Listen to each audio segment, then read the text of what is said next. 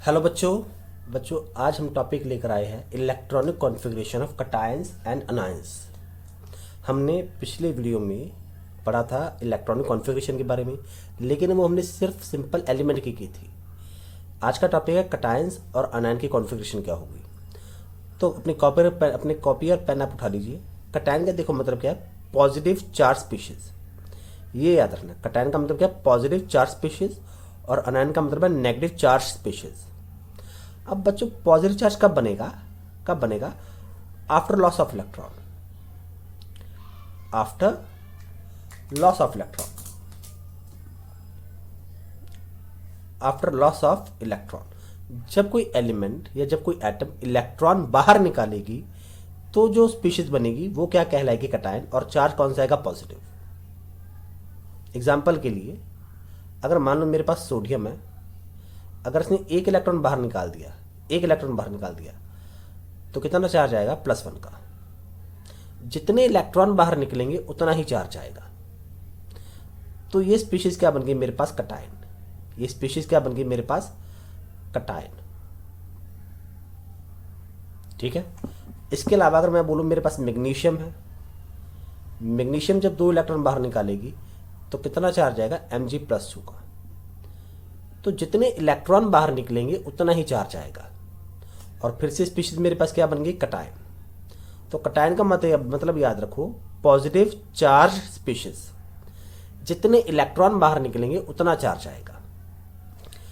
और अगर अनायन की बात की जाए, अनायन का मतलब है नेगेटिव चार्ज स्पीशीज। ये कब आएगा, आफ्टर गेन ऑफ इलेक्ट्रॉन।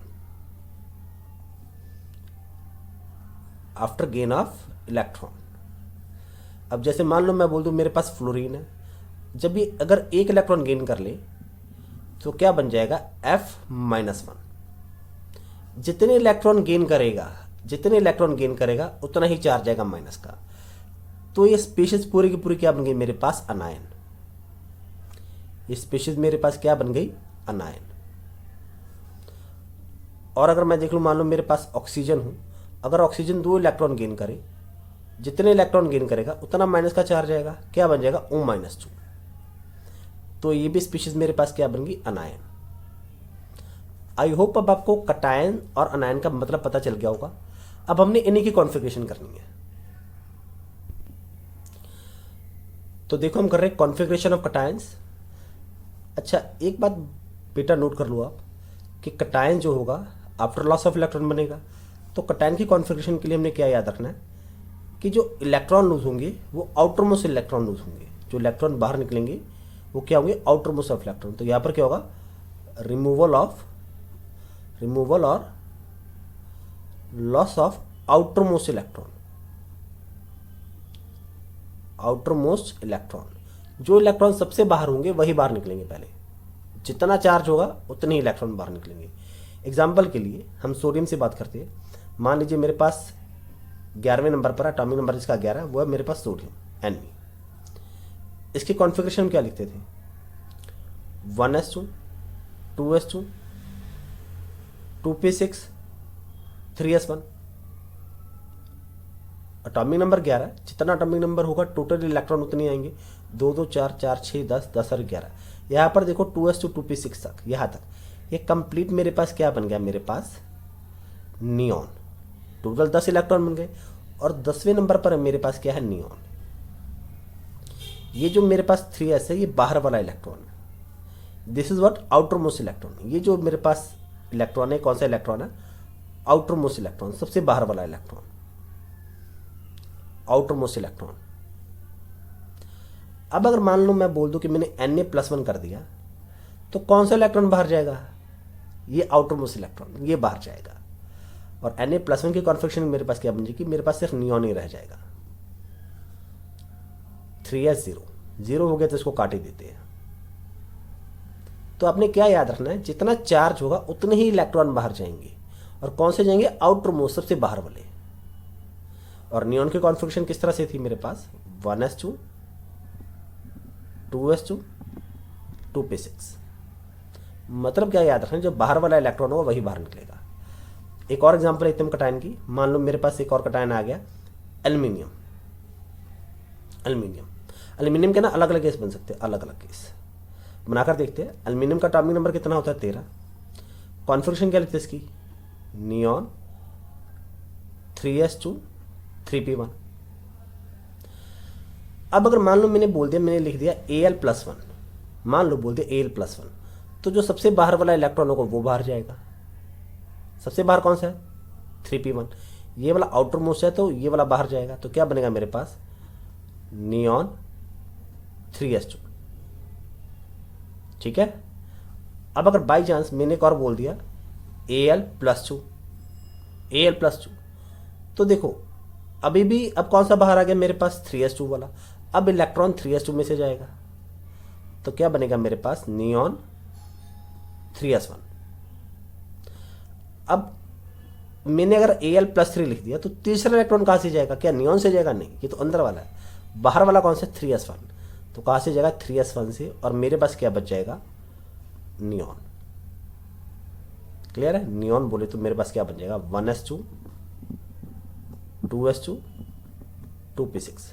अकेला नियॉन लिखोगे तो भी सही है, अगर इस तरह से लिखोगे तो भी सही है, कुछ भी आप लिख सकते हो। जितने इलेक्ट्रॉन बाहर जाएंगे उतना ही चार्ज होगा और हमने उतने इलेक्ट्रॉन बाहर निकालने हैं। ओके, एक और एग्जांपल लेकर देखते हैं। एक और एग्जांपल, मान लीजिए मेरे पास आ गया एटॉमिक नंबर आ गया 26 एटॉमिक नंबर 26 किसका, आयरन का। आयरन की कॉन्फ़िगरेशन क्या थी मेरे पास, आर्गन 3d6 4s2। तो यहां पर दो हम केस अलग अलग लेकर देखते हैं। पहले नंबर पर मिलते ए वाला केस, जब मेरे पास Fe+2 का चार्ज हो। Fe+2 का देखो चार्ज कितना गया +2 का।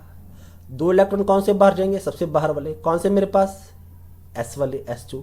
तो ये इलेक्ट्रॉन जब बाहर जाएंगे तो मेरे पास क्या बच जाएगा आर्गन 3d6। एक सेकंड केस मेरे पास ये भी तो आ सकता है Fe+3। अब देखो दो इलेक्ट्रॉन तो s में से चले गए, तीसरा इलेक्ट्रॉन कहां से जाएगा d में से। तो क्या बनेगा मेरे पास आर्गन 3d, d में 6 है, एक इलेक्ट्रॉन चला गया तो क्या बच गया मेरे पास 3d5। तो दोस्तों इस तरह से आप कैटायंस के कॉन्फ़िगरेशन लिख सकते हो। ठीक है, आई होप आपको वीडियो अच्छा लग रहा होगा, समझ में आ रहा होगा। अगर कोई डाउट हो तो कमेंट में मुझसे आप पूछ लेना। अब सिमिलरली हम करते हैं अनायन के कॉन्फ़िगरेशन। यहां पर लिख देते हैं configuration of anion, configuration of anions. Anions की कॉन्फ़िगरेशन जब हम लिखेंगे, देखो कैटायन के लिए क्या था loss of outermost electron, और यहां पर क्या आएगा अनायन के लिए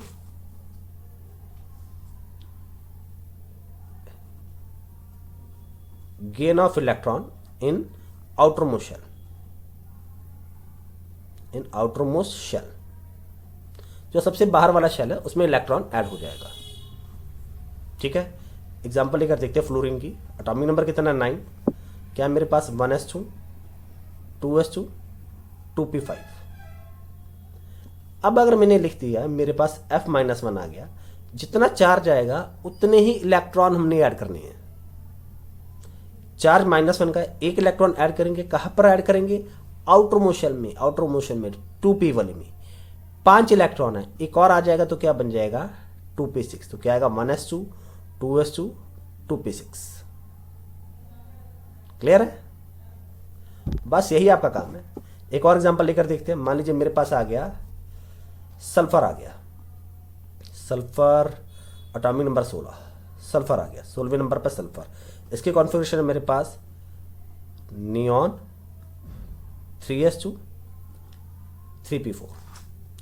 अब अगर मान लो मैंने S-1 लिख दिया तो क्या होगा, एक इलेक्ट्रॉन ऐड करेंगे, कहां पर आएगा 3p4 में। एक आ गया, पहले 3p4 थे, एक और आ गया, क्या बन गया 3p5। अब S-2 कर दिया तो दूसरा इलेक्ट्रॉन भी बी में आएगा, 3p5 थे, कितना हो गए फिर मेरे पास नियॉन 3s2 3p6। क्लियर है, जितना चार्ज होगा हमने उतने ही इलेक्ट्रॉन ऐड करने हैं। आई होप आपको समझ में आ गया होगा। एक छोटा सा पॉइंट आप और नोट कर लो अपनी कॉपी पर कि मेटल क्या करते हैं, एलिमेंट पे लेते हैं, एलिमेंट पे मेटल क्या करते हैं, metal, they remove electron, they remove or lose electron, और क्या बनाते हैं, पॉजिटिव चार्ज स्पीशीज बनाते हैं। मतलब क्या बोलते हैं, जैसे कटायन। और जो नॉन मेटल होते हैं, नॉन मेटल ये क्या करते हैं, दे गेन इलेक्ट्रॉन, इलेक्ट्रॉन गेन करके क्या बनेंगे, नेगेटिव चार्ज, और जो नेगेटिव चार्ज स्पीशीज होगी उसे क्या बोलते हैं, अनायन। और ये अल्टीमेटली ऐसा करते क्यों है, ये ऐसा करते क्यों है, to attain noble gas configuration, noble gas configuration, to attain noble gas configuration. इसको देखो, समझ सकते हैं, देखो ये देखो, फ्लोरीन था 2p5, एक इलेक्ट्रॉन और आ गया तो क्या बन गया, 2p6, और ये क्या बन गया, मेरे पास नियॉन बन गया। याद रखो, अगर किसी के पास NH2 NP6 कॉन्फ़िगरेशन हो जाए आउटर मोशन में, तो वो क्या हो जाता है, स्टेबल। मतलब ना वो कोई रिएक्शन करेगा, ना कोई इलेक्ट्रॉन लेगा फिर बम दे, ना कोई इलेक्ट्रॉन देगा, वो क्या बन जाएगा, स्टेबल। चाहे आपके पास फ्लोरीन हो, चाहे सल्फर हो, देखो 2 3s2 3p6, क्या हो गया, स्टेबल। उसी तरह से अगर कटायन की बात करें, सोडियम 3s1 था, एक इलेक्ट्रॉन चला गया तो क्या बन गया, मेरे पास नियॉन, एक इलेक्ट्रॉन चला गया तो क्या बन गया, मेरे पास नियॉन, क्या हो गया, स्टेबल। जितने इलेक्ट्रॉन कम होंगे उतने इलेक्ट्रॉन लेगा, अगर इलेक्ट्रॉन एक्स्ट्रा होंगे तो इलेक्ट्रॉन डोनेट करेगा। तो बच्चों, आपको वीडियो कैसा लगा मुझे बताना कमेंट करके, कोई डाउट हो तो मुझे पूछना। तब तक के लिए गुड बाय, थैंक यू।